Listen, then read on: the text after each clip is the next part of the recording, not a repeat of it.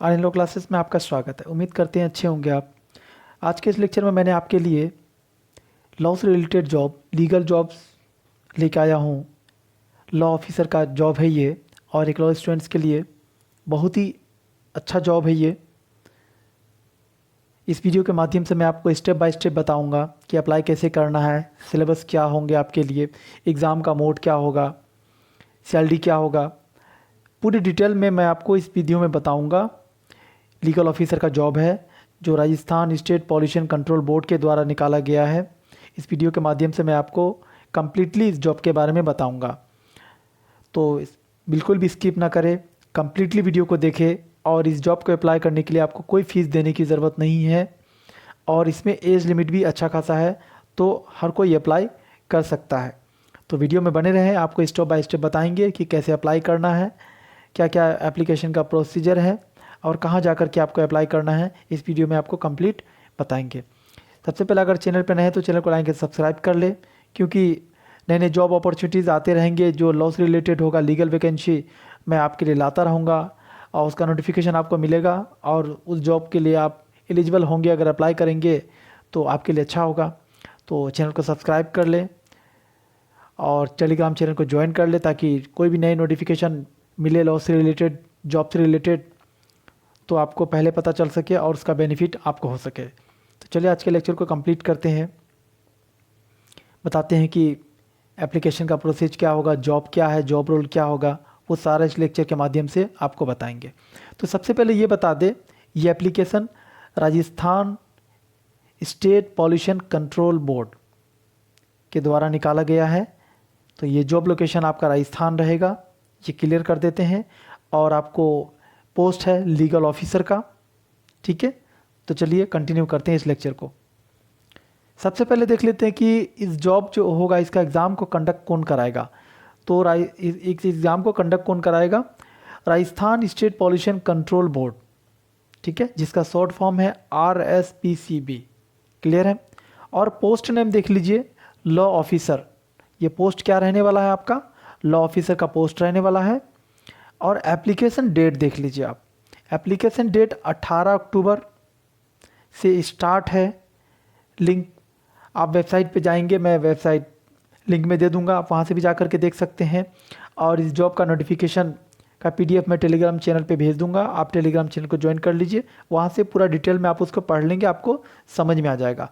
तो application date इसका 18 अक्टूबर है और लास्ट डेट है इसका 17 नवंबर, और कोई फीस नहीं लगेगा आपका। तो इस जॉब को आप अप्लाई करें, क्लियर है। नेक्स्ट पॉइंट देखते हैं, एप्लीकेशन मोड क्या है? ऑनलाइन है, आप ऑनलाइन अप्लाई कर सकते हैं। ये अच्छा है, आप कैफ़े में जाए, ऑनलाइन अप्लाई करें, ठीक है। और एग्जामिनेशन मोड इसका क्या रहेगा? इसका एग्जामिनेशन मोड ऑनलाइन रहेगा, क्लियर है। जब आप अप्लाई करेंगे तो इसके वेबसाइट से आप चेक करते हैं, आपको नया नया नोटिफिकेशन मिलता रहेगा। आप अपना वैलिड मोबाइल नंबर और वैलिड क्या बोलते हैं कि ईमेल ID जरूर दें जब आप अप्लाई करें, तो ताकि कोई इन्फॉर्मेशन वगैरह आपको मिल सके उसका, क्लियर है।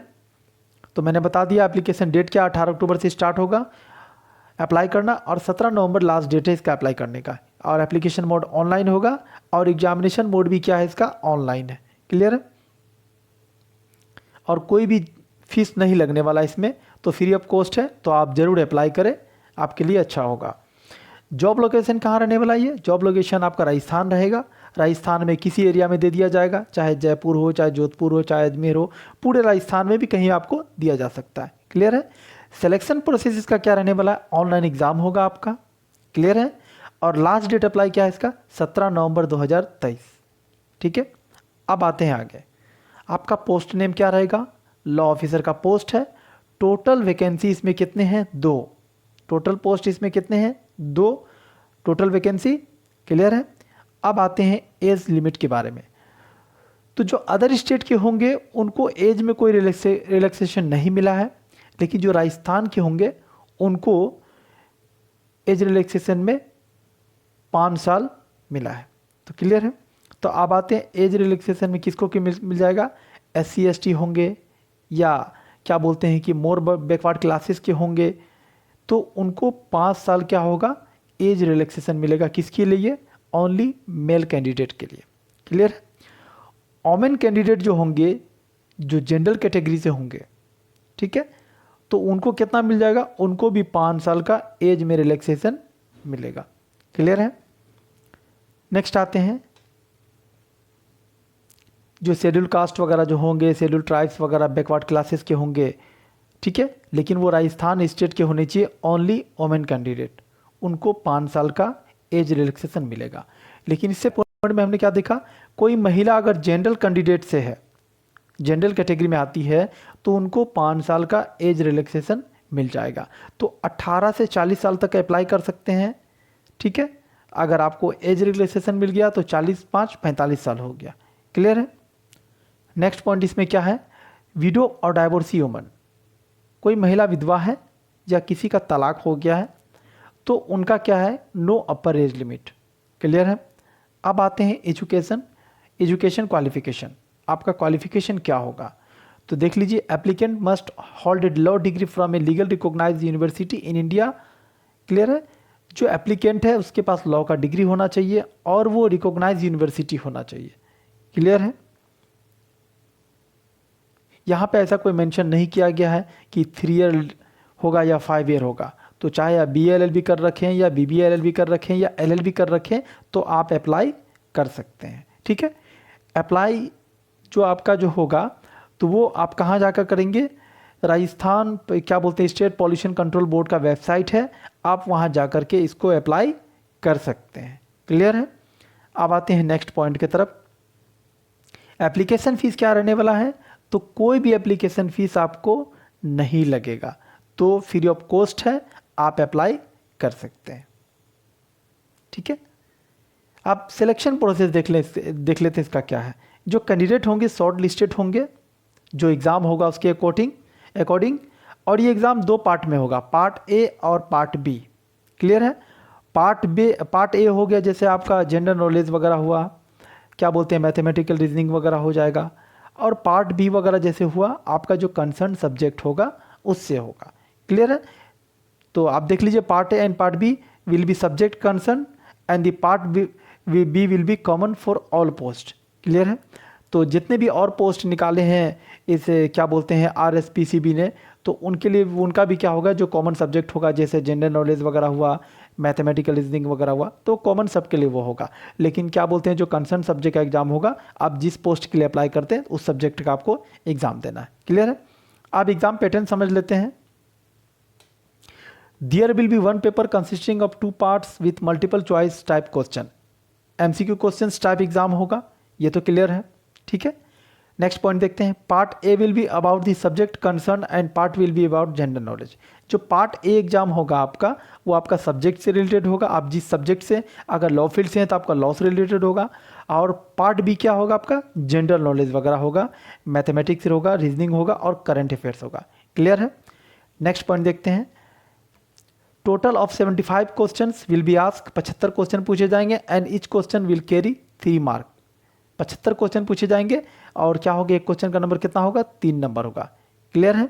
तो 75 को आप 3 से गुना कर दीजिए, आपको पता चल जाएगा कितना नंबर का टोटल एग्जाम है। क्लियर है। Each incorrect answer will be result in A deduction on 1 mark. अगर एक नंबर आपका गलत हुआ तो 1 नंबर कट जाएगा, मतलब नेगेटिव मार्क है। क्लियर है। नेक्स्ट पॉइंट देखते हैं। The question paper will be available in both Hindi and English language, दोनों लैंग्वेज में आपको मिलेगा। क्लियर है। और पासिंग मार्क कितना दे रखा है, 40%। तो 40% आपको पासिंग मार्क लेके आना है, अगर 40% से ज़्यादा आएगा तो आप मेरिट लिस्ट में जाएंगे। अब आते हैं मेन सिलेबस की बात करते हैं। जो लीगल ऑफिसर का एग्ज़ाम है, आपका लॉ सब्जेक्ट कौन कौन सा रहेगा। क्लियर है। सबसे पहले आपको इन्वायरमेंटल लॉ जो है वो सब्जेक्ट से आपको पढ़ लेना है। टोटल इसमें सब्जेक्ट में दे दिया कंटेंट्स, आपको क्या क्या पढ़ना है आप देख लीजिए, सारे कंटेंट्स को आप नोट डाउन कर लीजिए। इसका PDF मैं टेलीग्राम पे दे दूंगा, आप टेलीग्राम चैनल को ज्वाइन कर लीजिए, उसका लिंक मैं डिस्क्रिप्शन में दे दूंगा, ताकि आप सब्जेक्ट को अच्छे तरीके से पढ़ सकते हैं। तो पहला हो गया इन्वायरमेंटल लॉ है, उससे रिलेटेड जो भी कंटेंट इसमें दे रखा सब आपको पढ़ने पड़ेंगे। क्लियर। दूसरा सब्जेक्ट क्या है, राइट टू इन्फॉर्मेशन एक्ट 2005 का ये एक्ट है, RTI एक्ट, ये सब्जेक्ट भी आपको पढ़ने होंगे, यहाँ से भी क्वेश्चन पूछा जाएगा। नेक्स्ट सब्जेक्ट क्या है, रोल ऑफ जुडिशरी, ये जुडिशरी का रोल क्या है पॉल्यूशन के मामला में, ठीक है, वो भी आपको पढ़ने पड़ेंगे। दूसरा पॉइंट क्या है, role of pollution control board, जो पॉल्यूशन कंट्रोल बोर्ड है उसका क्या रोल है वो भी आपको पढ़ना पड़ेगा, और कंटेंट दे रखा है कि आपको क्या क्या पढ़ना है। क्लियर है। जुडिशियल एक्टिविज्म है ना, जैसे पीआईएल वगैरह हो गया, इससे रिलेटेड कुछ वगैरह टर्म जो है आपको वो भी पढ़ने पड़ेंगे, यहाँ से भी क्वेश्चंस आपको पूछा जाएगा। ठीक है, नेक्स्ट पॉइंट देखते हैं, remedies for pollution control and challenges regulating ground water in India, यहाँ से भी क्वेश्चन पूछा जाएगा, तो इस टॉपिक को भी आप अच्छे तरीके से पढ़ लें। अब आते हैं next, Indian constitution. Indian constitution से आपसे क्वेश्चन पूछा जाएगा, स्पेशल फोकस क्या होगा, फंडामेंटल राइट्स पे होगा, जो आगे का पार्ट है, fundamental right, direct principle of state policy, writ वगैरह है ना, ये सारे जो कंटेंट होंगे जो इंपॉर्टेंस है आप उसे देखिएगा, यहाँ से क्वेश्चन आपको पूछा जाएगा। नेक्स्ट देख लीजिए, आपको आईपीसी सब्जेक्ट है, क्या बोलते हैं कि सीपीसी है। क्लियर है, तो ये सारे सब्जेक्ट हैं जो लॉ से रिलेटेड है, आपको ये पढ़ लेने हैं, यहाँ से एग्जाम में आपको क्वेश्चंस एमसीक्यू पूछे जाएंगे। तो आपका जो क्या बोलते हैं लीगल ऑफिसर का जो है पॉल्यूशन कंट्रोल बोर्ड में जॉब है, तो या ये सब्जेक्ट आपको पढ़ने पड़ेंगे, यहाँ से आपको क्वेश्चन पूछा जाएगा और आप अपने एग्ज़ाम में आंसर करके आएंगे।